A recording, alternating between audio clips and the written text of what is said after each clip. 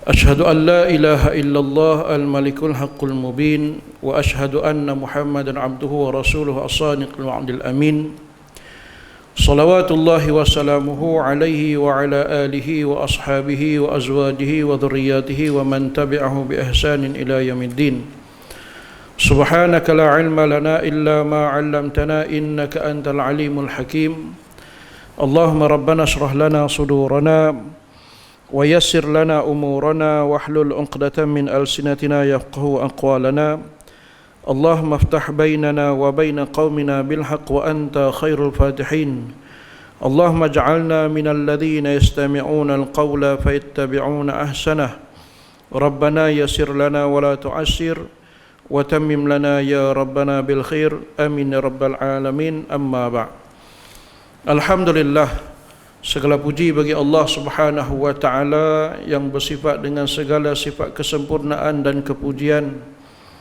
Syukur di atas segala limpah kurnia daripada Allah Subhanahu wa taala dengan pelbagai nikmat tanpa berkira-kira dengan kita.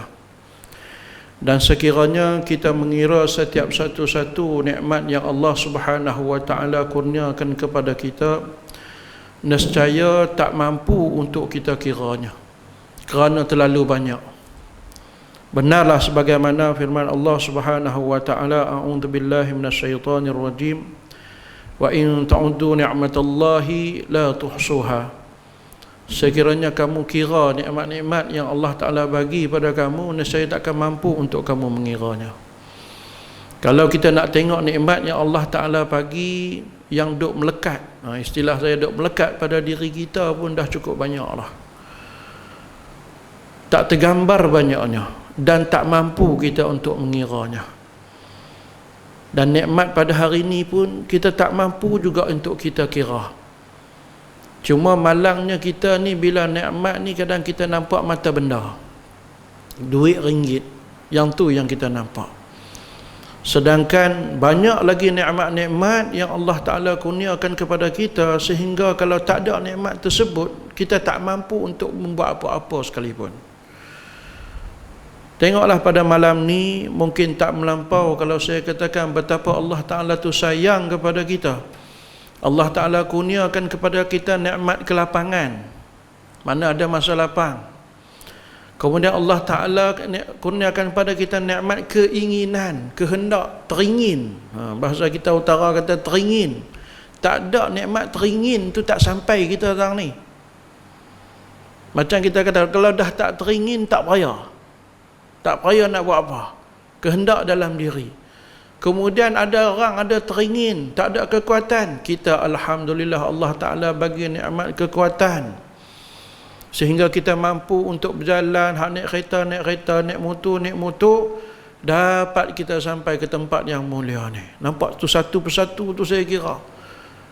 Dan ada orang ada kekuatan elok-elok sampai di surau, Allahu Akbar. Nikmat nak duduk dalam surau tak dapat, ada sesuatu benda yang mungkin kecemasan berlaku di rumah ke di mana, dapat panggilan, terpaksa U-turn patah balik. Nampak? Kita alhamdulillah berjaya jejak kaki masuk ke dalam tempat yang mulia ni. Walaupun taraf dia mungkin hanya sebagai surau, namun di sinilah tempat yang mengingatkan kita pada Allah, yang kita kumpulnya kita dalam mengingati Allah, dan kita tak pernah kumpul dalam ni untuk membuat satu perkara yang sia-sia. Alhamdulillah kita dapat sampai kepada tempat yang macam ni. Sebab tu saya kata tak melampau kalau saya katakan Allah Ta'ala kasih dan sayang kepada kita, sehingga dia bagi kepada kita nikmat yang cukup banyak. Dan kita tengok betapa Allah Ta'ala ni juga tak berkira-kira, sebagaimana yang disebut oleh Al-Fadhil Ustaz kita tadi ni. Dalam beberapa hari lagi, hari ni hari yang ke-27 Syaban kah, kalau tak silap 27 ke 26, lebih kurang tu lah. Maknanya dalam 2, 3, 4 hari lagi kita akan masuk di dalam bulan Ramadan. Satu nikmat yang juga kita sedang tunggu-tunggu, yang belum tentu, tanpa kita sedar, belum tentu kita dapat menjenguk diri kita dalam bulan tersebut. Walaupun dia hanya berbaki 3-4 hari, kita tak tahu. Saya peribadi ucap terima kasihlah pada pihak surau, pengerusi surau, Fadil Ustaz dan juga seluruh penduduk di taman ni kerana sudi mengajak saya untuk sama-sama dengan jemaah di sini dalam satu majlis yang kita sedia maklum, tok guru kita duk cerita majlis yang dirahmati oleh Allah Subhanahu wa taala. Dalam hati saya tak ada lain, saya mengharapkan sebagaimana Allah Taala pertemukan kita hari ini dan keadaan baik, moga di sana nanti ni pun dalam keadaan baik insya-Allah. Dan moga-moga juga kita sentiasa mendapat rahmat daripada Allah Ta'ala sebagaimana yang dijanjikan dalam hadis Nabi. Orang yang hadir dalam majlis ilmu ini sentiasa dirahmati, dinaungi dengan rahmat Allah Ta'ala sehinggalah dia balik nanti. Dan satu juga kelebihan yang Allah Ta'ala bagi juga, di mana seluruh makhluk yang menyaksikan kehadiran kita, hatta ikan yang duduk di laut yang kita pun tak kenal dia, dia pun tak kenal kita, dia turut mendoakan kita dengan supaya Allah Ta'ala ampunkan kita. Moga tuan-tuan semua dapat kelebihan-kelebihan tersebut pada malam ni insya-Allah, dan juga malam-malam lain ketika tuan-tuan dan juga puan-puan menghadiri majlis ilmu. Syukur alhamdulillah, kembali pada apa yang saya sebut tadi ni, 3-4 hari. Malam tadi pun saya bersembang dengan pasukan polis Marin Batu Uban, wilayah 1 punya. Dia panggil, tu sahabat lama. Sebab sebelum ni saya berkhidmat bersama dengan PDRM 10 tahun duduk dalam mereka. Mudah cerita, jadi ustaz polis lah. Bertugas di Ibu Pejabat Polis Kontijen Pulau Pinang tu, dekat Penang Road, depan Chorosta. Sebut Chorosta orang kenal ya. Kerja depan tu 10 tahun. Alhamdulillah berkeluarga, beradik-beradik dengan mereka. Banyak pengalaman yang kita dapat di situ. Jadi malam tadi apa saya sebutlah. Macam saya sebut pada tuan-tuan dan puan-puan, bunyi 3-4 hari, Allahu Akbar, macam dekat sangat. Tapi tak mustahil ada di antara kita, tak payah sebut hak luar surau, hak dalam surau ni mungkin tak ada bertemu dengan Ramadan. Jangankan kita nak jamin hidup 2-3 hari, nak hidup sampai tengah malam ni pun kita tak berani nak kata. Betul tak? Jadi wajarlah kalau kita kembali, kalau kita menyebut tentang Ramadan ni tuan-tuan dan juga puan-puan yang saya kasihi, bahawa Nabi pesan pada kita atau Nabi tinggalkan kepada kita sejak daripada bulan Rejab, suruh kita berdoa sungguh-sungguh. Yang sehingga pada hari ini pun kalau kita dengar tu imam kita dah baca, di TV pun dah baca apa dah? Doa Allahumma barik lana fi Rajab wa Sya'ban. Lah ni mungkin orang dah potong sikit, dah duduk dalam bulan Sya'ban, baca bulan Sya'ban saja. Allahumma barik lana fi Sya'ban wa balighna Ramadan. Ya Allah berkati kami masa bulan Rejab, kita minta Allah Ta'ala berkati kita semasa berada dalam bulan Rejab. Moga-moga segala keberkatan, kelebihan yang Allah Ta'ala kurniakan dalam bulan Rejab dengan peristiwa Isra' Mi'raj, yang mana dalam peristiwa tersebut mempunyai 1001 pesanan yang Allah Ta'ala nak sampaikan kepada kita. Dia bukan hanyalah sebagai satu tarikh atau sejarah semata-mata, atau macam kita baca sejarah Portugis masuk Melaka ke, bukan. Isra' Mi'raj ni ada mesej, walaupun dia berlaku ke atas junjungan besar Nabi Muhammad sallallahu alaihi wasallam, tapi ada benda yang Allah Taala nak sampai kepada kita. Malangnya kita hanya kadang-kadang balik boleh cerita benda hak sok-sok saja, tapi kita tak mengambil pengajaran untuk kita beramal.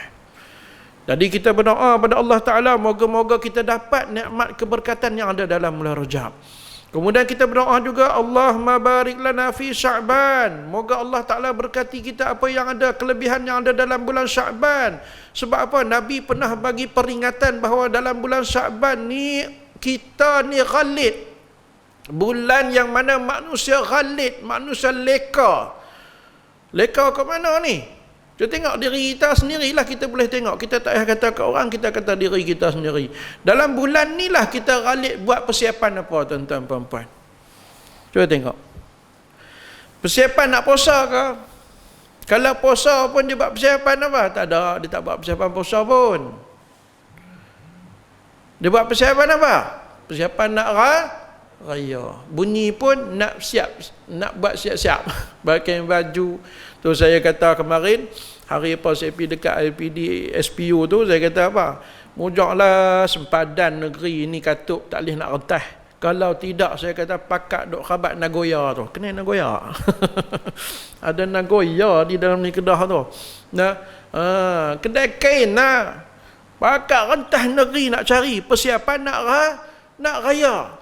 Ghalib sampai kita tak ketahuan kelebihan yang Allah Ta'ala bagi kepada kita dalam bulan Sya'ban, yang mana tanpa kita sedar, kadang-kadang percayalah ada di antara kita yang mungkin tak perasan nisfu Sya'ban dah lepas pun. Apatah lagi puasa, macam kacau bubak suara awal Muharram dulu lah. 10 Muharram pulun nak kacau suara, cari kacang kuda, kacang lembu, kacang hijau, kacang biru, kacang merah, semua ada, cari pakat pulun, cari langkah laut pi Pulau Pinang, apa Little India, tak semua cari, silap-silap sampai ke Kedah punya nak cari kacang. Mai-mai orang katanya tak puasa. Oh, kena puasa kah? Lupa kata kena puasa. Ni kalau kata bid'ah sungguh benda yang sepatutnya tak buat. Nampak tak? Kita sampai lupa bahawa hari tersebut 10 Muharram tu patut kita puasa sunat, yang mana kelebihan tu Allah Ta'ala ampun dosa. Begitu juga dengan nisfu Sya'ban ni, ada di antara kita tak perasan. Bahkan dikatakan bahawa Rasulullah sallallahu alaihi wasallam ni paling banyak puasa dalam bulan-bulan Islam selain daripada Ramadan ialah bulan Sya'ban. Paling banyak Nabi puasa. Bahkan ada hadis kata Nabi puasa keseluruhannya. Sebab sahabat kata macam mana? Pernah berlaku, sahabat kata apa? Dalam bulan Sya'ban ni bila tanya Nabi puasa, Nabi kata puasa. Asal jumpa Nabi kata puasa. Jadi sahabat kata apa? Hampir setiap hari bila aku tanya Nabi puasa ke tak? Nabi jawab puasa. Itu yang ulama kata. Mana banyak di antara hari dalam bulan Sya'ban Nabi berpuasa. Kita tak perasan. Bahkan dalam satu hadis yang menjadi pertikaian khilaf di antara ulama, ada kata hadis tu hadis dhaif lah sekian-sekian, tapi ada disebut di situ bahawa Nabi mengakui bahawa bulan Sya'ban ini bulan dia. Bila bulan dia tu seolah-olah dia nak bagi ingat pada umat dia. Siapa dia umat dia? Kita. Dia nak bagi satu bayangan pada kita, nak habaq pada kita bahawasanya rebutlah apa yang ada di dalam bulan Sya'ban dan sedarilah kita tentang bulan Sya'ban, sebab lepas bulan Sya'ban akan hadir satu bulan yang disebut dah disebut bulan umat dia. Bulan apa? Bulan Ramadan. Bahkan ada di kalangan guru-guru kita menyebut bahawa kalau Ramadan itu merupakan madrasah, dan Sya'ban ini juga merupakan madrasah atau sekolah untuk kita menghadapi bulan Ramadan. Allahu Akbar. Untuk melatih diri kita. Kalau kita tengok dulu-dulu lah, saya dan jugalah celuk-celuk di pondok hujung-hujung tu lah kita katakan, orang dulu-dulu ni puasa, bukan nanti orang pondok, tuk-tuk kita, ayah-ayah kita lapis dulu ni puasa 3 bulan tuan-tuan puan-puan, bukan puasa Ramadan saja. Pernah dengar tak? Rejab, Sya'ban, Ramadan. Memanglah tak usahlah cari hadis tentang tu. Tapi ini yang telah ditinggalkan oleh alim ulama dulu untuk kita. Kenapa dipilih untuk berpuasa? Rupa-rupanya ada satu rahsia yang kita tak sedari, padahal kita pun tahu. Satu-satu ibadat yang paling mudah nak buat tak keluar modal pun, puasa. Dan satu-satu ibadat yang apabila kita buat, dia sebenarnya merupakan senjata yang ampuh bagi menguatkan iman kita dan juga mengalahkan nafsu kita. Apa dia? Puasa. Sebab tu dia latih. Tak sedikit daripada salah satu cara amalan orang-orang yang dekat dengan Allah Ta'ala ini berpuasa. Paling tidak mereka tak banyak makan. Cuba tuan-tuan baca tentang manaqib ataupun cerita tentang Imam Al-Ghazali rahimahullah ta'ala. Diceritakan bahawa beliau ni punya jaga diri, tak mau banyak makan. Bila banyak makan, pergi ke tandas banyak. Tandas tempat siapa kan? Lalu dikatakan dia ni sampai peringkat pernah makan sebiji kacang saja sehari. Kita kata tak masuk akal. Tak masuk akal, try. Janganlah esok terus makan sebiji kacang. Tergulinlah kita. Dengan latihan, dia kena buat sikit-sikit. Kalau ada biasa makan 2 pinggan, kena kurang sikit, 1,5. Duduk lama 1 pinggan. InsyaAllah boleh kita. Boleh, bukan tak boleh. Dengan latihan sungguh-sungguh. Alim ulama dulu sampai macam tu. Nak jaga diri supaya tak kerap pergi ke jamban, tak kerap pergi bilik. Walaupun dia sudut kesihatan ni, mungkin pihak kedokteran dia tak bagilah kena minum air banyak, badan kita sekali jadi letih. Bahkan itu juga yang dia katakan kenapa Imam Asy-Syafi'i rahimahullah ta'ala kena penyakit bawasir. Sebab apa? Bila air kurang dalam badan, jadi masalah kan. Dikatakan dia mengajak di hujung-hujung hayat dia tu, dia mengajak terpaksa duduk dalam satu bekas yang besar macam talam. Sebab apa? Darah dia keluar. Tapi dia tetap mengajak. Alim lama dulu sampai teratu, tuan-tuan perempuan nak cerita bab jaga. Sebab apa? Melalui bila kita ni banyak makan, akhirnya nafsu kita akan melonjak. Kita akan lebih suka untuk membuat perkara-perkara yang sia-sia. Rupanya cara untuk kita melatih nafsu kita ialah dengan cara kita tahan dia. Kita jangan bagi ataupun kurang makan ataupun dengan cara berpuasa. Ni alhamdulillah kita sama-sama, insya-Allah kita terus berdoa. Sebab tu Nabi pesan pada kita, dengan doa yang saya sebut tadi ni. Kemudian di hujung doa kita kata apa? Allahumma ballighna Ramadan. Ya Allah, sampaikanlah kami kepada Ramadan. Cuba kita fikir sejenak. Kita renung saat kita kata, kenapa Nabi berdoa takat Ramadan? Kenapa Nabi tak kata Allahumma ballighna Syawal? Kita nak, kalau berdoa kau boleh biarlah sampai raya kan. Raya tu dah syok. Rupanya raya tu tak ada apa pun. Kelebihan kalau raya ni yang ada waktu bila? Malam raya Allah Ta'ala bagi kelebihan malam raya. Allah Ta'ala nak cerita bagi tuan-tuan dan juga perempuan yang saya kasihi, rupa-rupanya setiap kelebihan bulan ataupun hari Allah Ta'ala bagi di saat yang mana dia tahu manusia ni selalu ghalid. Perasan tak? Semayang yang paling hebat, semayang di tengah malam, sepertiga malam. Kita waktu tu buat apa?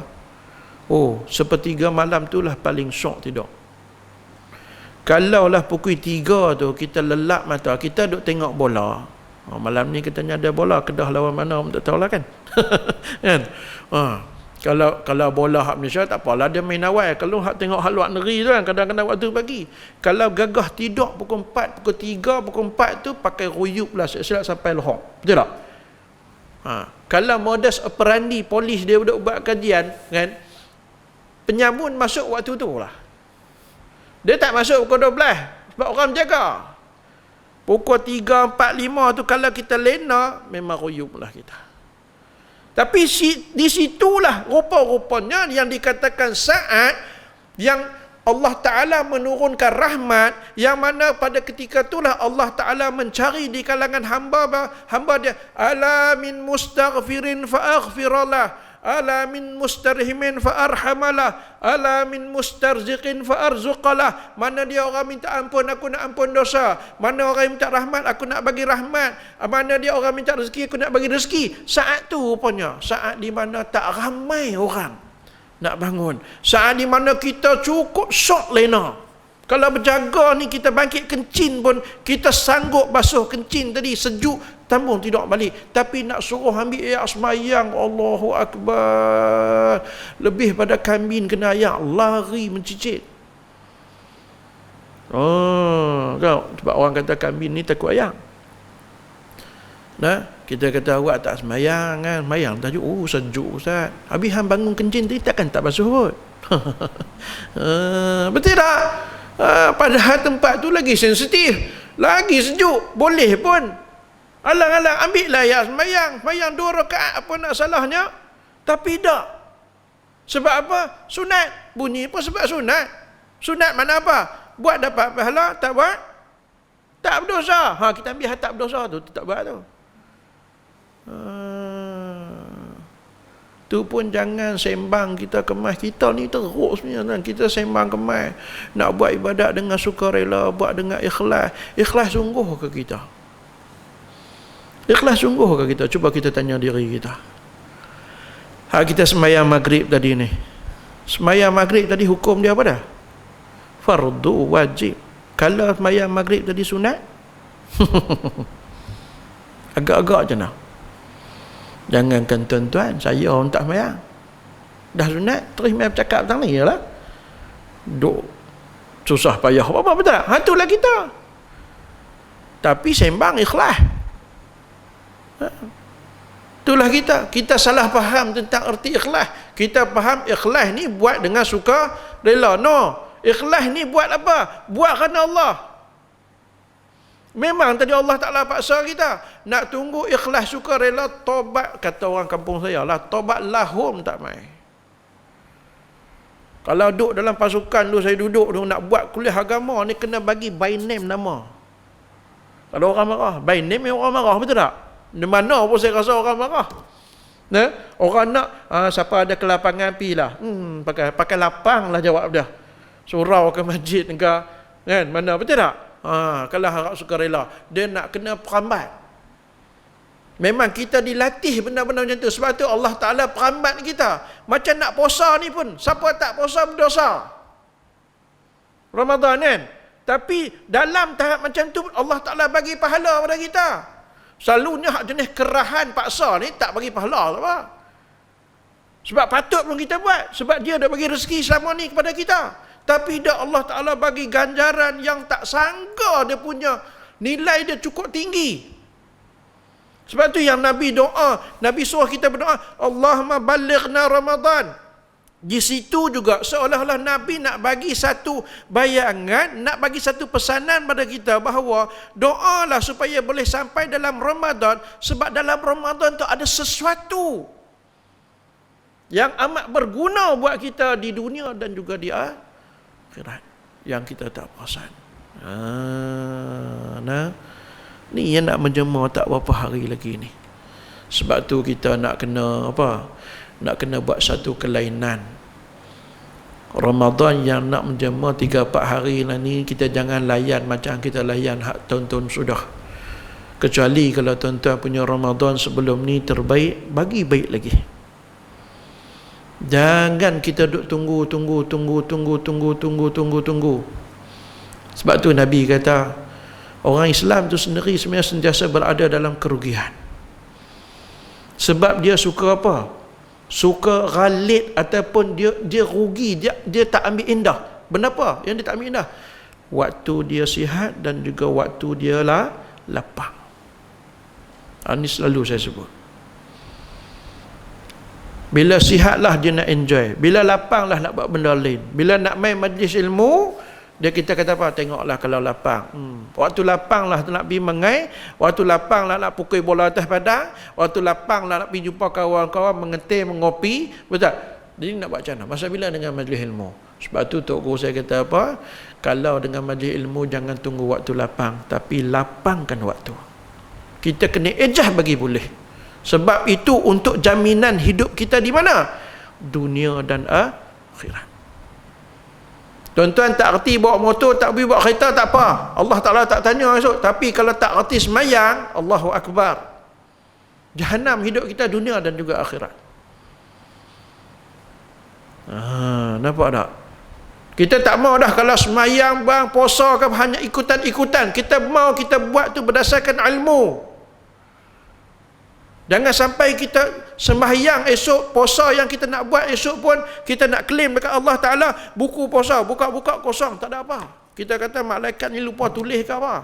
Bukan lupa tulis, malaikat kata hang memang puasa, tapi puasa hang bukan puasa sebagaimana yang Allah Ta'ala nak.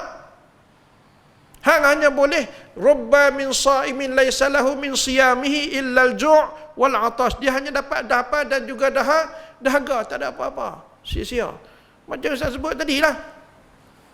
Kita nak tu puasa kita tu bukan puasa macam puasa biasa-biasa dah. Imam Ghazali rahimahullah ta'ala sebut dalam kitab Ihya tu, 3 peringkat puasa golongan manusia tu bukan suruh kita pilih. Tapi dia nak cerita tahap kita teruknya kita tu. Dan kita perlu tingkatkan supaya puasa kita tu puasa yang capai martabat sebagaimana Allah Ta'ala nak hasil dia melalui firman Allah Ta'ala, a'udzubillahi minasyaitanirrajim, ya ayyuhalladzina amanu kutiba alaikumus shiyam kama kutiba alal ladzina min qablikum la'allakum tattaqun. Tu yang belakang. Ditetapkan bagi kita puasa. Allah Ta'ala bilang, wahai orang yang beriman. Tengok Allah Ta'ala seru kita. Cantik tu Allah Ta'ala suruh kita. Ya ayyuhalladzina amanu. Siapa dia tu? Orang beriman tu. Kita lah, kita nak mengaku. Orang kata kita tak beriman, kita marah. Tapi Allah Ta'ala duk panggil kita dalam setiap ayat, ya ayyuhallazina amanu, pernah kita menyuat tak dalam hati kita? Pernah terasa tak? Atau kita dengar qari baca, ya ayyuhallazina amanu, wahai orang yang beriman. Sepatutnya dalam hati kita, ya Allah, ada apa ya Allah? Apa yang nak engkau beritahu pada kami ya Allah? Patut kita terasa. Tapi kita hanyalah baca Al-Quran macam kita baca sahabat, kita tak menghayati, tapi duk lumba khatam. Acik tengok nanti ni bila bulan Ramadan berlumba khatam, bagus khatam Quran. Imam Syafi'i bulan Ramadan khatam sehari 2 kali, maklum oi. Kita khatam bila? 10 tahun lepas. Imam Syafi'i bulan Ramadan khatam Quran sehari 2 kali, maknanya sebulan berapa kali? 60 kali. Kok mana dia baca boleh teratur tu? Nah, orang yang soleh, yang hebat dengan Allah, Allah Ta'ala lapangkan mudah bagi dia sampai teratur. Jalan-jalan nak dekat dengan dia Allah Ta'ala tu, Allah Ta'ala buka, permudahkan dia. Kita ni yang bergelumang nak maksiat ni, Allah, masa yang berlalu kita rasa, sat je no, sat nak isyak dah, dah tak ada, nak Ramadan dah, dah tak ada, nak Jumaat lepas dah tadi ni, rasa macam hari tu Jumaat. Masa kita singkat. Kalau orang yang dekat dengan Allah Ta'ala tu, masa tambah masa dia mendekatkan diri pada Allah Ta'ala tu jadi lapang, Allah Ta'ala mudahkan dia sungguh. Pernah dengar cerita cucu Rasulullah, sama ada saya lupa, Sayyidina Hasan dan Sayyidina Husin, setiap malam sembahyang sunat saja 1000 rakaat. Kita dengar bunyi tarawih 20 rakaat, lembik lutut dah, bersuara riuh dah. Ramadan tak ada masuk lagi ustaz, duk bertengkak lah, 20 ke 8 surau kita ni, 20 ke 8 duk bertengkak. Ramadan tak masuk lagi, hak geng 20 ada, hak geng 8 ada. Di masjid mana pernah saya dengar cerita, lepas sembahyang Isya tu makmum tengkak dengan Tok Bilal, dengan Tok Imam pun semua nak buat 20, nak buat 8, pengerusi main terkah, tutup masjid, dia kata pagat balik. Senyap tak kata apa. Orang buat masjid nak pergi bersatu, nak buat 20 buatlah, nak buat 8 buat, dia bertengkar apa dia kata. Hak nak buat 20 tunggu, hak nak buat 8 rasa nak balik-balik.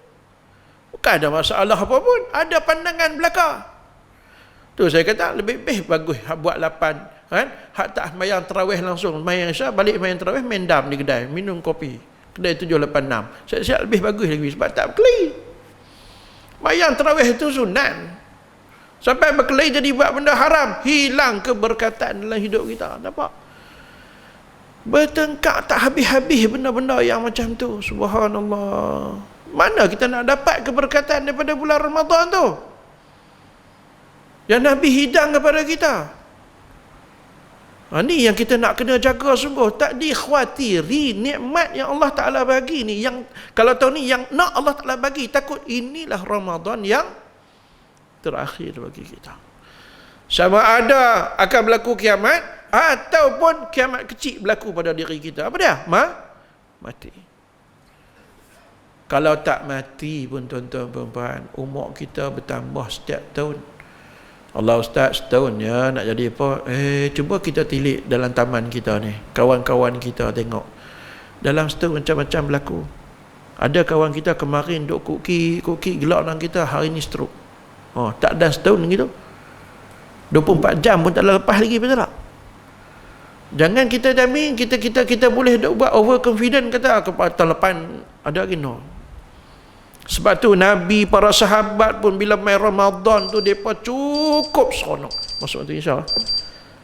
Masuk dah.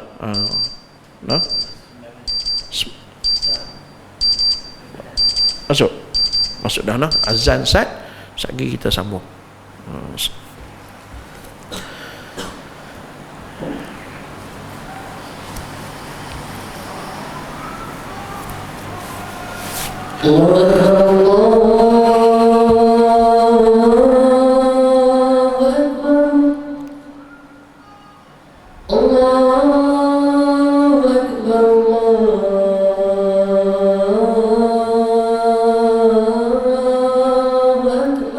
Allahu Akbar, Allahu Akbar, Allahu Akbar, Allahu Akbar. Asyhadu an la ilaha illallah Asyhadu an la ilaha illallah. أشهد أن لا إله إلا الله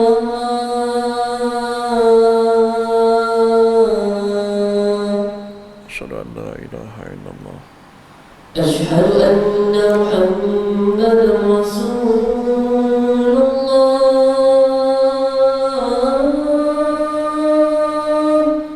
Asyhadu anna Muhammadar Rasulullah. أشهد أن محمدا رسول الله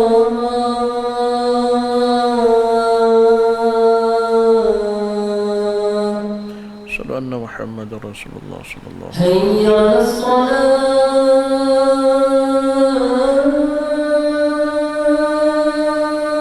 La hawla wa la quwwata. حي على الصلاة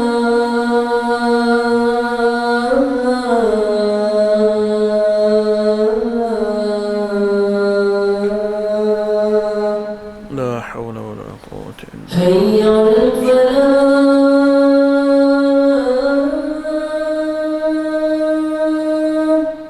La hawla wa la quwwata illa حي على الفلاح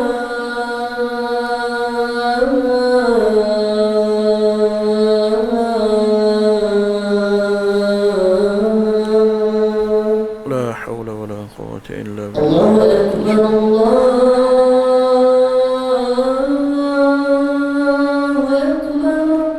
Allahu أكبر akbar, Allahu akbar. لا إله إلا الله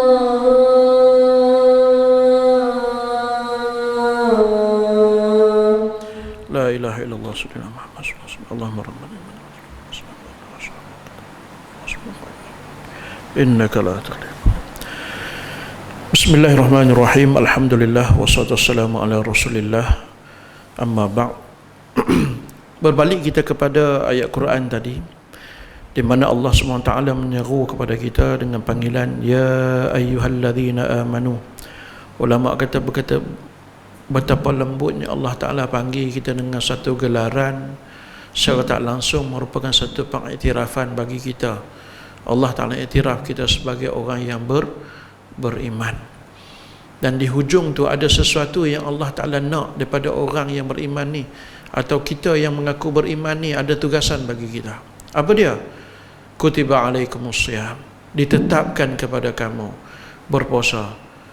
Kita bila dengar bunyi puasa tu mungkin kita rasa komplain, nak tahan diri, tapi Allah Ta'ala jawab siap-siap, kama kutiba alal ladzina min qablikum la'allakum tattaqun. Dan sebagaimana telah aku pernah ditetapkan pada orang-orang yang sebelum pada hampa,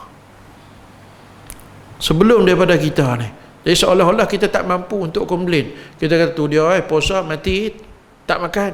Dan Allah Ta'ala kata orang sebelum ni pun pernah puasa tak mati, seolah-olah nak jawab kata tak mati pun.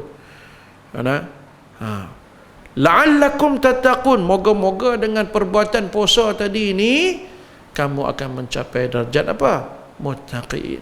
Itu Allah Ta'ala nak pada kita. Cuma kita tak perasan bahawa puasa yang kita buat tu apa manhaj kita yang sebenarnya. Kita duk nampak, kita duk bilang hari dekat nak raya dah, dekat nak raya dah, dekat nak raya dah. Itu kita nampak. Kalau setiap hari kita nampak nak buka puasa, nampak bazar Ramadan, nampak itu, nampak, kita tak pernah fikir bahawa puasa kita ni sampai pada darjat yang Allah Ta'ala nak tu sebagai orang muttaqin tu. Tu yang Imam Allah SWT Muhammad, Imam Al-Ghazali dia cenderung untuk mengkategorikan jenis puasa manusia kepada tiga tu. Yang pertama puasa orang biasa, orang awam. Puasa orang biasa ni macam mana? Ni tak mau kita. Puasa hanya dia faham puasa ni ialah menahan diri daripada makan, minum. Kalau yang dah beristeri tak melakukan persubuhan di siang hari. Kalau atau dalam bahasa kampung lagi tak korek hidung, tak korek telinga. Soalan tu lah lalu. Asal masuk Ramadan tanya soalan. Soalan hak tu Soalan hak tu lepas ke? Ustaz, korek telinga batal puasa tak? Saya pun tak tahu lah. Tak berkembang langsung. Otak kita duk tanya bab korek telinga, korek hidung. Korek telinga, korek hidung. Tak tahu ada berapa banyak telinga, berapa banyak hidung. Tak tahulah. Tak habis-habis. Tak berkembang kita soalan yang sama, maknanya tak mau nak mengaji. Dia jadi macam tu. Tak mengaji, tak menghayati sungguh-sungguh manhaj ataupun hasrat Allah Ta'ala nak kita puasa tadi ni. Itu orang biasa. Dia faham macam tu. Orang jenis ni lah yang di hujung dia hanyalah dapat lapak dahaga. Hak jenis ni lah kalau pi bazar Ramadan ni, mujak tangan ada 2. Kalau ada 3, ada 4, ada 8, saya tak tahulah. Saya pernah sebut kata, dia punya nafsu gila tak gila tu, orang hak jenis puasa hanya dia faham tahan makan minum ni, ayak sirap bodoh tu ayak sirap bodoh. Ayak sirap bodoh anak kita pun boleh buat. Tuang sirap buah gula jadi. Tu pun beli. Agak-agak tak apa cerdik. Saya buah nama.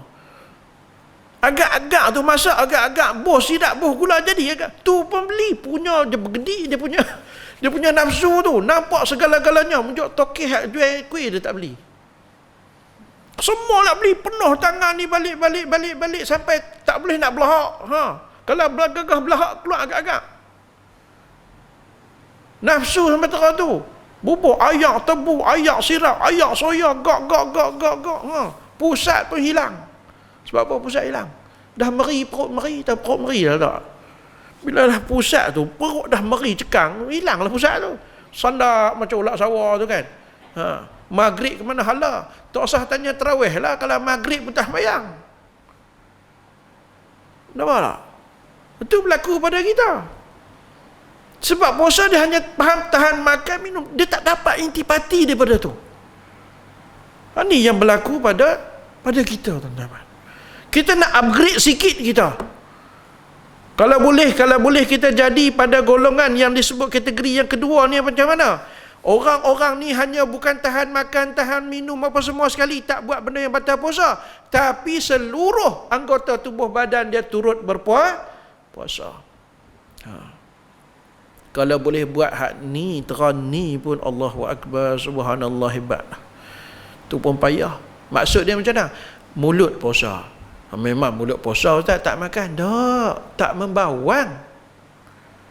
Nabi pernah panggil 2 orang perempuan. Bila diadu oleh sahabat. Nabi panggil wahai 2 perempuan. Hampa ni tak puasa. Nabi kata, Rasulullah, macam mana? So, kalau bahasa kita gamaknya Rasulullah kata kami tak puasa, letih ni puasa ni. Nabi kata hampa tak puasa. Lalu Nabi minta pada orang lain bawa main talam letak depan mereka. Hampa muntahkan apa yang hampa makan. Subhanallah, dengan izin Allah Ta'ala, apa yang mereka muntah dan apa yang keluar daripada perut mereka, daging yang busuk. Mereka pun tak sedap masa bila mereka menterdarah daging, tuan-tuan.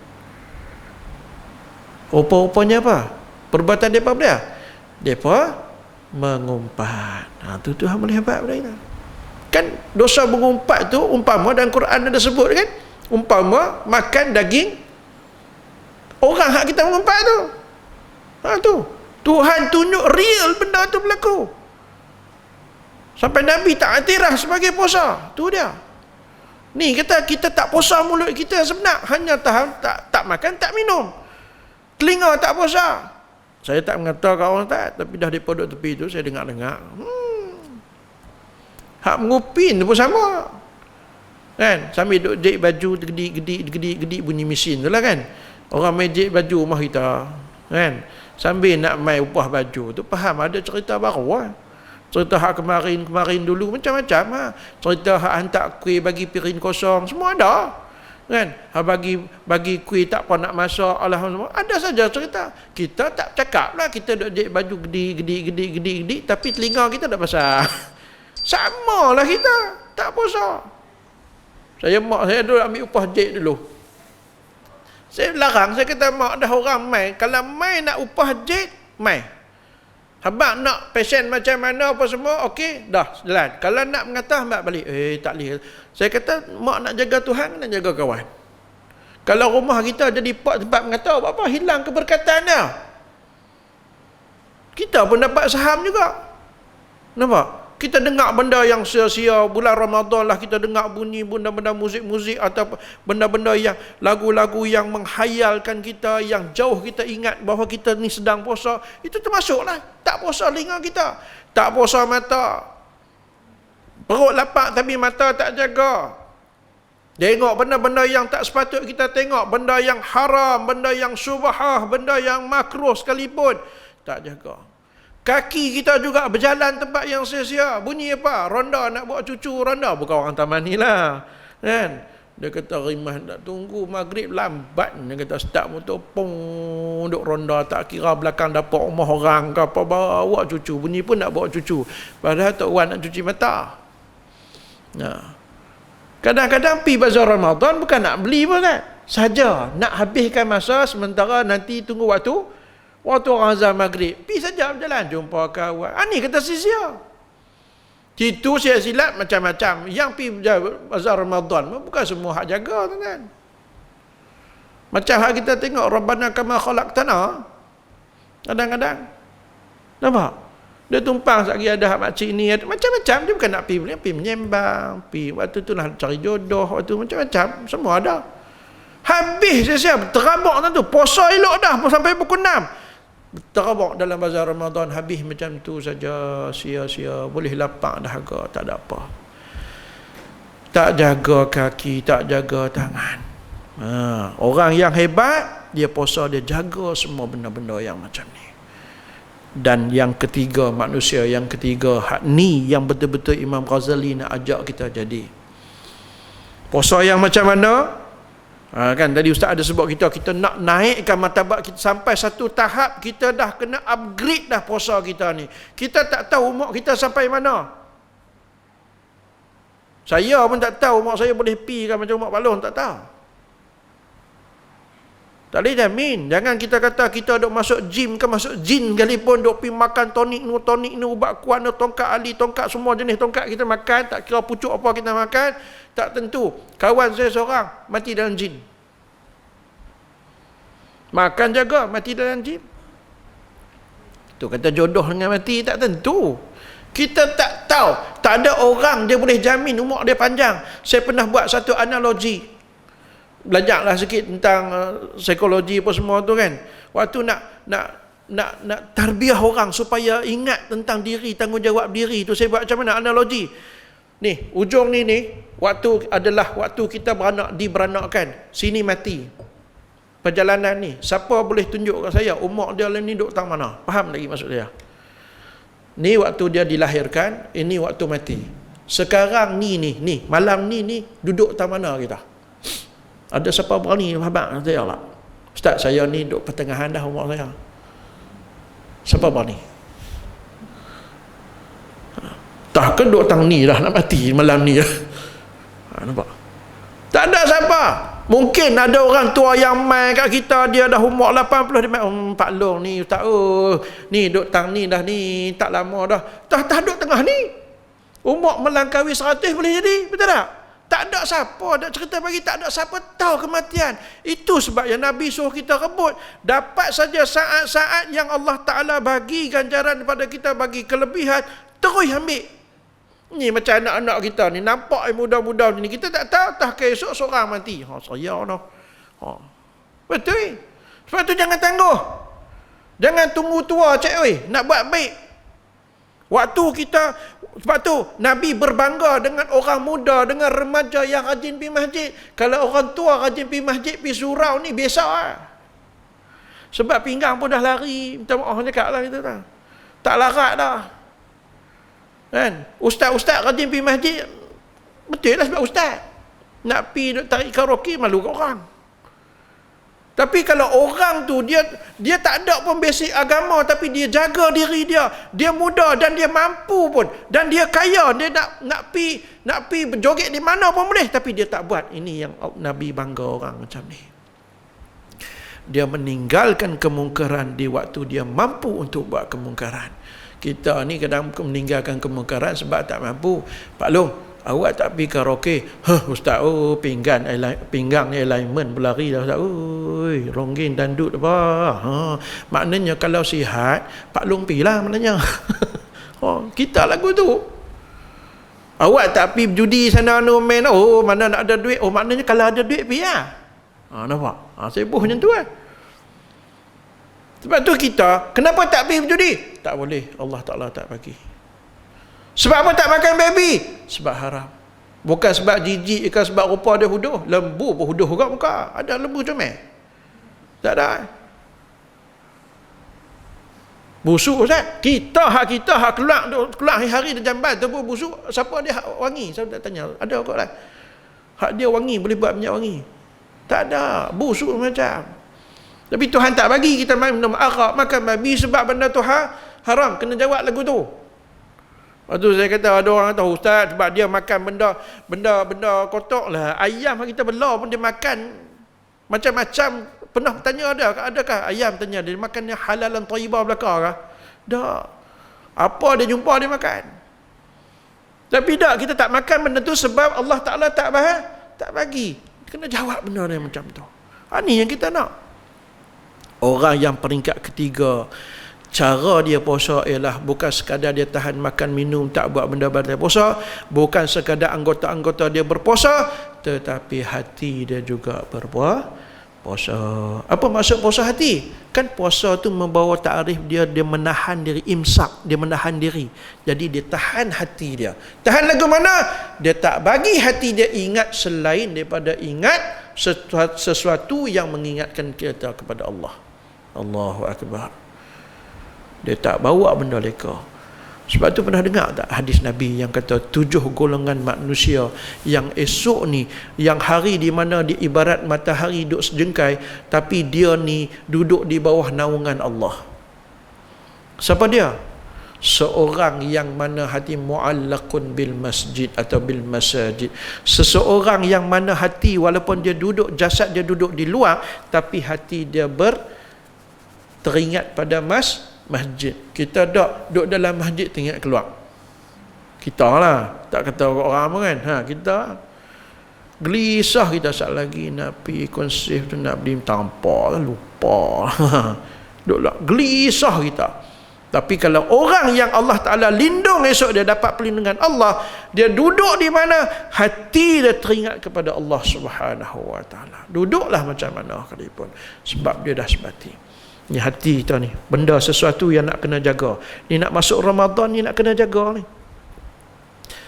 Sebab tu Nabi sendiri masa peristiwa Isra Mi'raj, tuan-tuan mungkin ada dengar panggil ustaz bercakap kan, Nabi sebelum Isra Mi'raj dioperate untuk kali yang keempat. Masa kecil dulu pernah dioperate dah. Sebelum Isra Mi'raj pun operate lagi. Nak habaq kat kita satu bayangan Allah Ta'ala pesan, nak bersih hati itu penting, nak menghadap Allah Ta'ala. Sehingga Rasulullah pun kena sampai macam tu. Tak suruhlah tuan-tuan pergi operate hati nak bertemu Ramadan ni, saya tak suruh. Tapi cukup itu bagi pesanan pada kita, kita nak kena jaga hati. Sehingga hadis Nabi kata apa? Ala inna fil jasadi mudghah. Dalam hati itu ada ketul darah tu. Iza saluhat jasadu kulluh wa idza fasada jasadu kulluh. Kalau baik seluruh jasad, kalau rosak dia rosak seluruh jasad. Ala wahyal qalb, itulah jiwa kita, hati kita. Hati itu hak mana satu agak-agak tuan-tuan perempuan hak mana satu hati. Abang-abang, adik-adik, anak-anak, pak long hak mana satu yang Nabi maksud hati tu? Kita kadang kita faham hati itu hak hitam tu lah. Hak gelap warna merah terang tu kan. Kalau lembu hak tu sedap tu, goreng masak kicap, goreng cincang buah nasi goreng, sedap tu. Hati mahal dekat nak sama dengan daging dah ni pula, kekeh dalam tu pun. Bukan hak tu. Bukan itu yang dimaksudkan dengan qalb tu. Qalb tu yang mana? Okey, sebelum saya jawab tu yang mana, saya nak tanya. Kalau kita buat satu benda yang salah, hati kita ataupun kita takut, berdebak tu main daripada mana? Rasa berdebak. Buah pinggang kah? Paru-paru. Buah pinggang aku berdebak. Ada? Hampedu berdebak? Tak ada. Berdebak main mana? Jantung kita. Itu yang dimaksudkan qalb. Itu yang dibersihkan. Perasaan apa semua dia main daripada situ. Bukan hati hak boleh duk beda orang tu. Hati yang besar tu, yang hitam tu, tu tuan-tuan nak sedekah kat orang pun boleh. Orang yang ada masalah hati, ingat dulu yang ada muda sedekah pada budak tu kan. Dia tu, kalau saya salah tegur Allah Bagi saya tu, yang sepanjang pengetahuan saya duk baca tu, hati tu dia sama dengan empedu. Dia ni macam filter sebenarnya. Sebab tu kalau Tuan Guru Harundin, dia tak bagi kita duk makan hak dalam, kakas dalam, tambah budak-budak jangan duk bagi. Perut hak tu sedap kan? Allah sedap. Kena hak kitab tak kitab. Oh, selok kitab. Hak tu sedap. Tapi itu tak elok. Sebab apa? Benda tu bergelumbang dengan najis masuk dalam perut. Tak apa nak elok untuk dimakan. Nabi pun, kalau kita baca kitab Syama'il Muhammadiyah, kitab cerita tentang Nabi, Nabi suka makan bahagian daripada haiwan ni yang jauh daripada najis. Antaranya yang Nabi suka makan apa? Kurang ataupun kawari'. Betih sebab dia jauh daripada najis. Kita hak dekat perut, kau boleh hak melekat dengan tik tu sedap. Perut tu lah. Allah, hak tu meleleh-eleh. Kena dengan ayat asam lah maklum no. Jangankan mak mentua, Perdana Menteri lalu tak perasan. Tapi itu yang ni. Allahu Akbar, tengok nah. Yang dimaksudkan ialah tu, jantung kita tu. Tu yang kita nak kena jaga sungguh-sungguh tu. Bukan jaga dengan makan tonik ke makan ubat ke makan dah. Nabi suruh jaga sebab dia punca mai situ. Di situlah yang selalu dijentik, diganggu oleh iblis. Cuma kita bertuah dalam bulan Ramadan ni, apa berlaku? Allah Ta'ala dalam hadis Nabi dia kata apa? Wasuffidatis syayatin. Syaitan diikat. Pintu syurga dibuka, pintu neraka dikatuk, tutup. Syaitan ditambat. Syaitan tambat kat mana? Ustaz tu haduk naik lori jenazah, ben jenazah tu kat mana? Haduk bawa plastik hitam tu. Dia tak kira dah belakang kedai sepet ke hak gelap ke, dia tak kira dah. Kan? Buka puasa pukul 9 pagi, buka puasa. Sok dia paling banyak makan.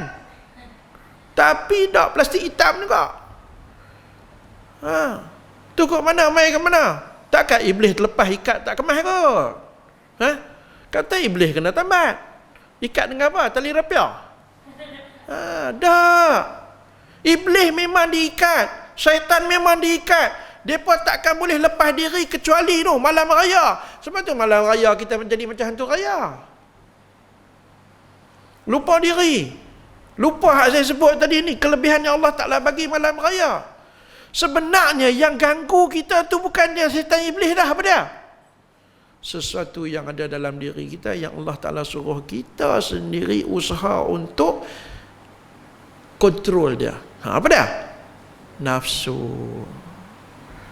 Nafsu ni bukan suruh buang. Tak ada nafsu mampu juga. Pakai tak makan darah lah kita. Nafsu tak ada. Kering dah supaya terkorak. Nafsu makan tak ada.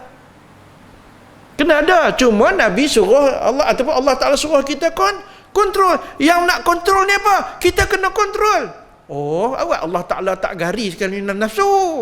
Baru mudah puasa. Tak. Allah Ta'ala tak mau garis. Dia nak suruh kita kontrol. Sebab nafsu tu penting. Kita kena kawal dia buat benda-benda yang baik. Ajak dia kepada benda-benda yang baik. Dan Allah Ta'ala, dia tak sia-sia, dia tak zalim. Dia bagi pada kita senjata untuk kawal nafsu. Apa dia? Amalan utama dalam bulan Ramadan apa dia? Puasa. Puasa itulah pengawal nafsu. Sebab tu Allah, Nabi dia tegur, wa ya ma'syaras syabab man istata'a minkumul ba'ah, siapa di kalangan kamu yang ada kemampuan, ada bekalan, ada kemampuan, falyatazawwaj, kan? Nikahlah, duk tunggu apa lagi? Semua ada, duit ada, kemampuan, tenaga, Power Ranger semua ada. Kahwinlah, tunggu apa lagi? Tapi kalau tak ada, faman lam yastati' fa'alaihi bisawm, hendaklah dia berpuasa. Kenapa Nabi tiba-tiba Nabi suruh puasa? Sebab itu yang akan kontrol nafsu dia. Dia khawatiri bila dia ada kemampuan, dia tak nikah juga, dia khawatiri nafsu dia akan menggelodak, akan buat benda-benda yang haram, maka dia disuruh puasa. Inilah kunci dia, nak mengawal nafsu. Nah, bila kita tak kawal tu, yang saya kata jadi macam kejadian di bazar Ramadan tadi, beli segalanya. Allahu Akbar, akhirnya kita tak dapat apa. Kita nak kenal orang yang jenis tak jaga puasa ataupun tak puasa bulan Ramadan mudah ya. Selalunya orang yang tak puasa dia tak jaga bulan Ramadan ni, dia raya bukan seronok-onok pun. Betul Acik tengok waktu buka puasa pun dia relax Mau tak relax dah, makan segala mak nenek dah. Tengah hari dah masuk dalam perut dah kan. Dia bukan suka, kadang-kadang dia buat lambat-lambat, dia pun segan. Tapi kalau orang yang betul-betul berpuasa, saat hadis Nabi kata, orang puasa ni dia akan gembira pada dua keadaan. Yang pertama ketika berbuka puasa. Ilah ulama ada kata waktu berbuka ada dimaksudkan buka puasa hak maghrib tu, ada yang kata buka puasa tu juga dalam erti kata hari raya. Dia yang paling seronok. Kemudian yang kedua pula, orang yang berpuasa ni dia akan seronok ketika mana? Ketika dia diizinkan menghadap Allah Subhanahu wa taala. Masya-Allah, tabarakallah. Itu kelebihan orang yang berpuasa sungguh-sungguh. Nah, ni yang kita nak hadapi tak lama lagi. Nah, sebab tu Imam Ghazali dia bagi kat kita panduan sungguh-sungguh. Jaga sungguh supaya kita mencapai darjat muttaqin dalam puasa kita. Nah, supaya kita rasa esok kita takut. Tuan-tuan pernah dengar kan hadis Nabi yang mana Nabi mengaminkan doa malaikat Jibril? Pernah kan? Orang viral ni, tak lama lagi masuk Ramadan, orang viral lah tu. Doa apa? Malaikat Jibril, antara salah satu dia ada 3 doa. Salah satu malaikat Jibril doa tu apa dia? Orang yang Allah Ta'ala bagi nikmat rezeki hidup dalam bulan Ramadan, dan apabila berakhir Ramadan, malangnya dia tidak tercatat sebagai orang yang diampuni. Lalu Nabi Muhammad kata apa? Amin. Allahu Akbar. Kalau kita kata gamak sungguh Nabi amin doa tu, maknanya Nabi setuju dengan doa malaikat Jibril.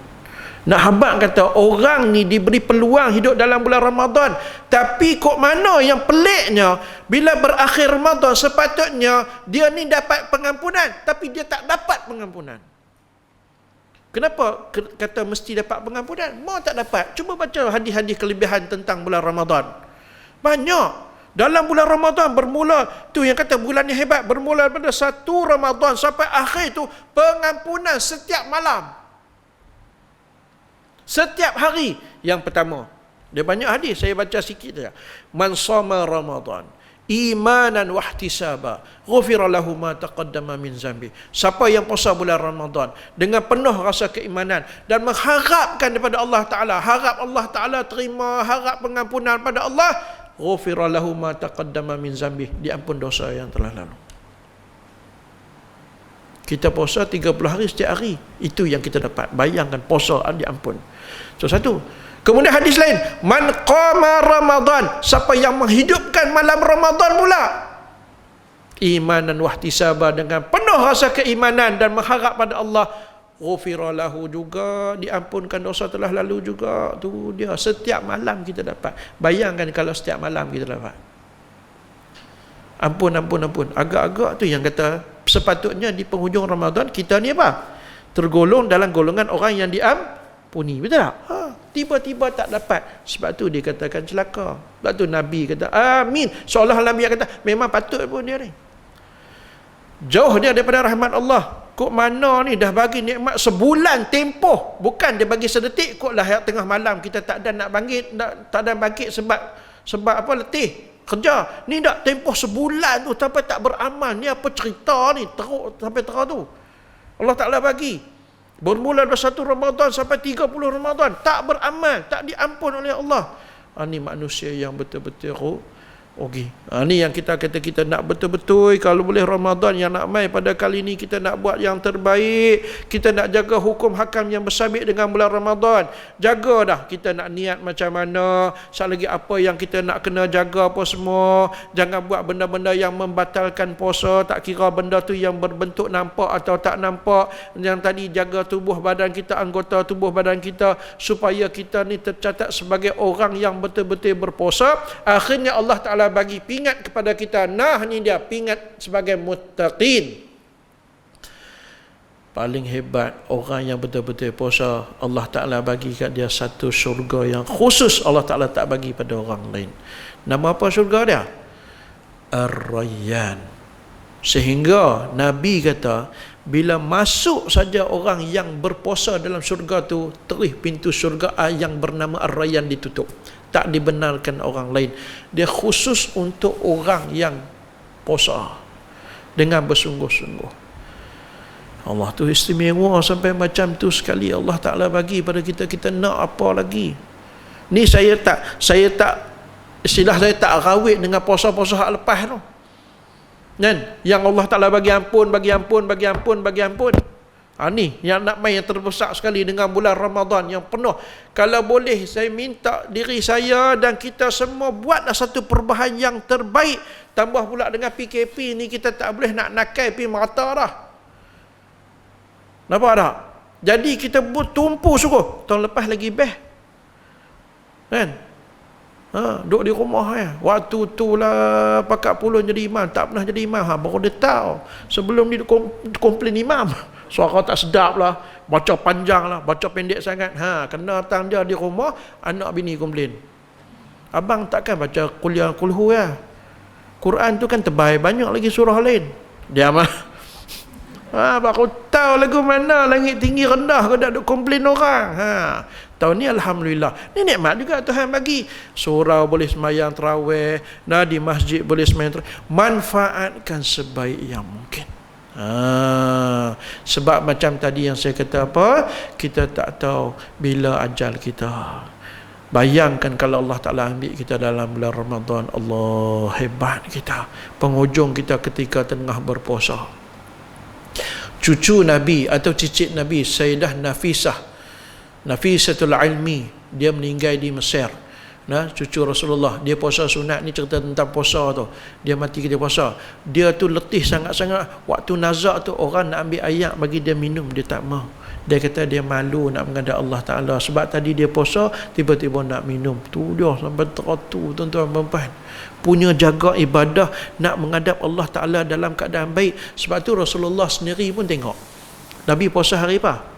Isnin dan Khamis. Dua-dua hari itu punya hari di mana amalan kita dipamerkan kepada Allah SWT. Nabi nak ketika amalan ditunjuk tu, dia sedang berpuasa sampai teratur. Ni kita kenapa Nabi pilih ibadat puasa ni? Istimewa. Kalau kita nak tengok dari sudut lain ni, ibadat puasa yang kita buat sekarang ni, satu-satunya ibadat yang terbaik di kalangan makhluk Allah Ta'ala diberi pada umat Nabi Muhammad. Umat lain tak dapat malam Al-Qadar, tak dapat kelebihan tu, tak dapat malam yang dikatakan apabila kita menghidupkan umpama kita beribadat 1000 bulan. Umat lain tak dapat, kita dapat. Maknanya kalau kita umur 20, bayangkan balik umur 15, 5 tahun, umur 20 mati. Selama 5 tahun tu kita tak pernah tinggal tarawih, ibadat sepanjang bulan Ramadan. Walaupun kita tak pernah tengok pokok sujud ke apakah. Maksud malam Al-Qadar ni bukan nanti tengok pokok sujud. Ni tidak bawah pokok pula. Tumbang situ pakai arwah tuan-tuan. Bukan. Selagi kita menghidupkan malam Ramadan ni sampai akhir, percayalah kita dapat. Bayang kalau orang tu dapat selama 5 tahun. 1000 bulan kali 5 tahun dah berapa? 5000 bulan. 1000 bulan bersamaan 83 tahun, berapa bulan? Lebih kurang sikit-sikit tu kan.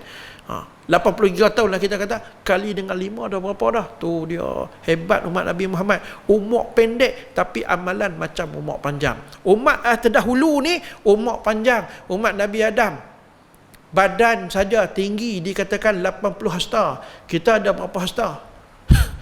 Dada mereka 40 hasta. Kita teran masuk dalam gym, puak ada berapa hasta? Tak ada. Setengah, saya silap setengah hasta, tambah sikit 1 hasta pun tak ada. Ni hasta. Gagah-gagah nak teran bagi keluar body tu, nak bagi masa nampak tu pun jenuh.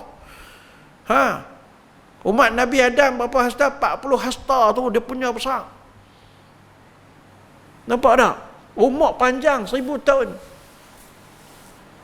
Tu pun tak dapat keistimewaan macam kita. Kita umur berapa? Umat Nabi Muhammad antara 60 hingga 70. Tapi Allah Ta'ala bagi keistimewaan. Memang ada cerita kata Nabi kata, umat Nabi aku ni pendek-pendek umur, umat Nabi yang lain semua panjang-panjang. Tak apa, Allah Ta'ala kata ada keistimewaan yang Allah Ta'ala bagi kalau mereka pulun dapatkan. Antaranya malam Al-Qadar tadi ni. Subhanallah. Patutlah Nabi Musa, ketika Nabi Isra, dia habaq apa? Ketika Rasulullah dapat 50 waktu, dalam bahasa saya lah dia habaq kata, ya Muhammad, banyak tu 50. Bila minta diskaun, minta lah potongan sikit. Nabi pun naik lah, minta Allah Ta'ala kurang 5 tinggal 45. Turun, Nabi Musa kata banyak, naik turun 40. Sampailah tinggal 5, jumpa Nabi Musa. Nabi Musa pun kata lagi banyak cik. 5 tu umat aku besar-besar pun tak mampu nak buat. Nabi kata apa? Malu dengan Tuhan. Daripada 50 tinggal 5, nak pergi minta kurang lagi. Kata. Kita pula jawab apa? Silap Nabi Muhammad tak naik no. Kalau dia naik waktu tu, tak silap Allah Ta'ala kata tak sah sembahyang. Kan? Gagah-gagah. Kita boleh tiap Nabi Muhammad, awak tak naik. Patut dah Nabi Musa kata 5 tu banyak, naik pula. Kok Allah Ta'ala kata sembahyang 1 ke apa? Pandai-pandai kita komplain. Supaya marah Nabi Adam lah. Marah sebab apa? Nabi Adam makan buah tu lah. Buah kita panggil buah khuldi tu kan. Yang Nabi Adam pergi duk makan buat apa dah? Kalau tidak kita semua duk syurga. Amboi, sedap cakap pandai. Siapa kata kita duk syurga? Dalam Quran dah kata dah kita semua akan duduk muka bumi. Itu seolah-olah penyebab Allah Ta'ala nak turunkan Nabi Adam. Kalau saja-saja nak suruh turun pakai da'ah. Dan juga pengajaran bagi kita. Nampak tak? Tak usah kita meletak. Memang itu yang Allah Ta'ala nak bagi pada kita. Tengok dengan puasanya, apa semua sekali. Sebab tu kita kena betul-betul kita manfaatkan sebaik yang mungkin. Inilah kalau dikatakan sebagai peninggalan. Harta faraid ataupun kita kata peninggalan wasiat Rasulullah kepada kita yang kita nak buat sungguh-sungguh. Kalau betul kita mengaku kita umat Nabi Muhammad, kalau mengaku kita betul-betul nak duduk dengan dia esok ni di akhirat, maka jangan tinggal. Antaranya ni amalan-amalan puasa, apa yang perlu kita buat dalam bulan Ramadan. Rebutlah, buatlah sebaik yang mungkin kita. Tak usah dok kisah dengan Syawal yang nak mai tu apa semua, tak usah dok kisah. Tapi kita kisah setiap saat yang berlalu dalam bulan Ramadan ini mesti ada kebaikan pengisian bagi kita.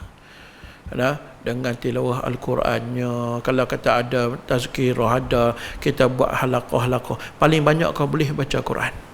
Baca Quran ni anak-anak muda, anak-anak kita ni buat halaqah bagi mereka. Bagi baca Quran.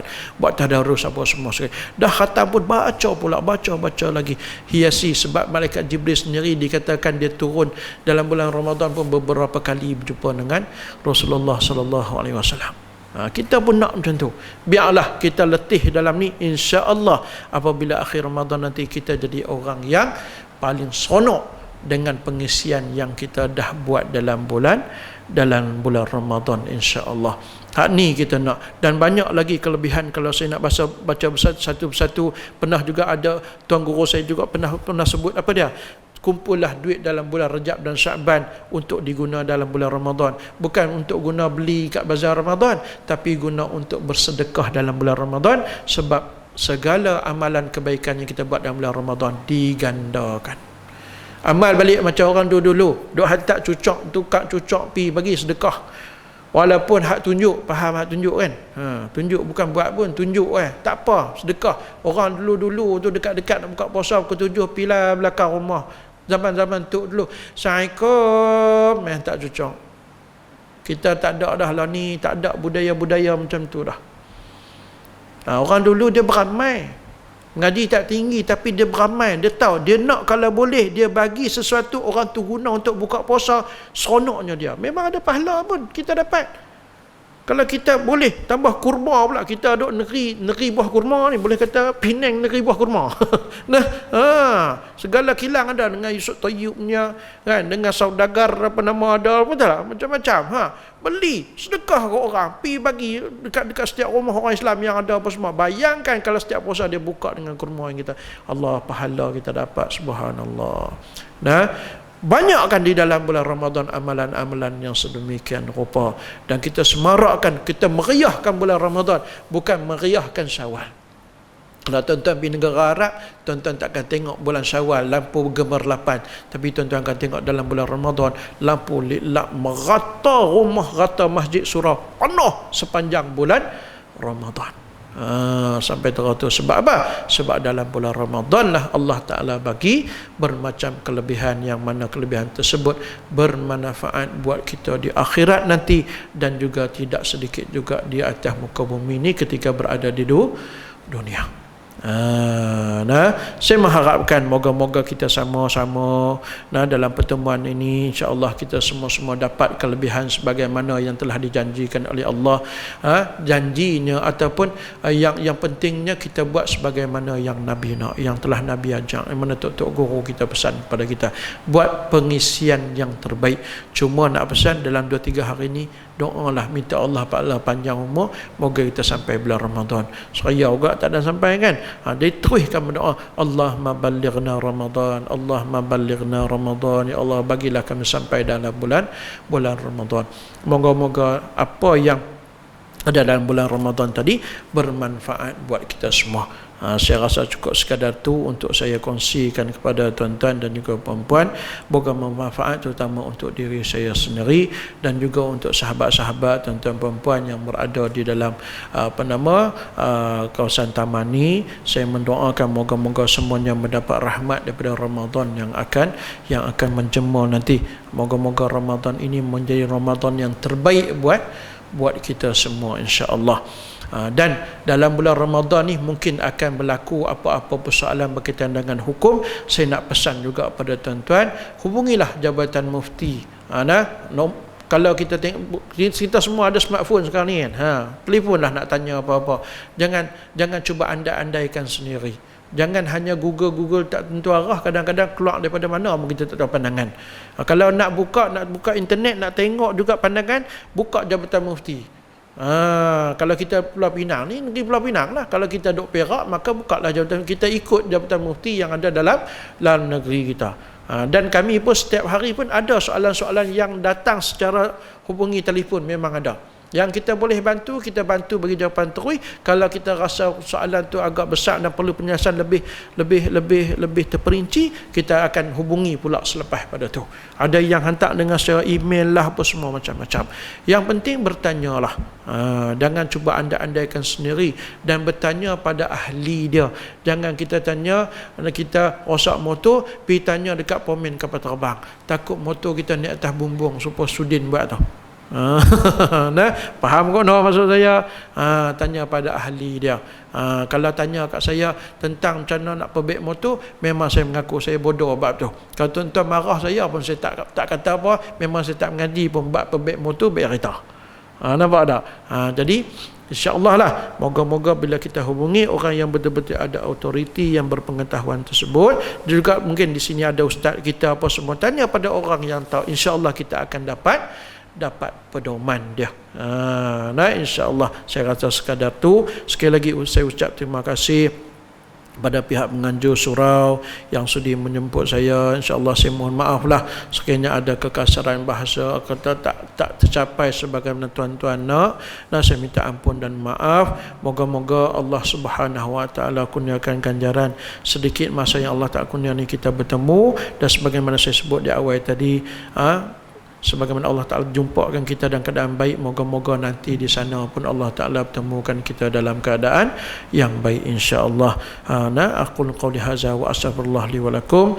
A'udzubillahi minasyaitonir rajim. Bismillahirrahmanirrahim. Alhamdulillah wassalatu wassalamu ala Rasulillah.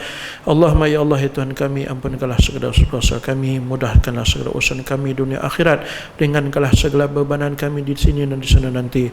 Allahumma ballighna Ramadan. Ya Allah, sampaikanlah kami kepada Ramadan, kurniakanlah kami kelebihan Ramadan sebagaimana Engkau kurniakan kepada mereka yang terdahulu daripada kami. Ya Allah, ya Allah, moga-moga Ramadan yang mendatang ini menjadi kami di kalangan mereka yang bertakwa kepadamu. Ya Allah, ya Allah, ya Tuhan kami, rezekikan kami dengan kelebihan dalam bulan Ramadan. Ya Allah, Rabbana alaika tawakkalna wa ilaika anabna wa ilaikal masir. Wa sallallahu ala sayyidina Muhammad wa ala alihi wa sahbihi ajma'in walhamdulillahi rabbil alamin. Subhanakallahumma wa bihamdika asyhadu an la ilaha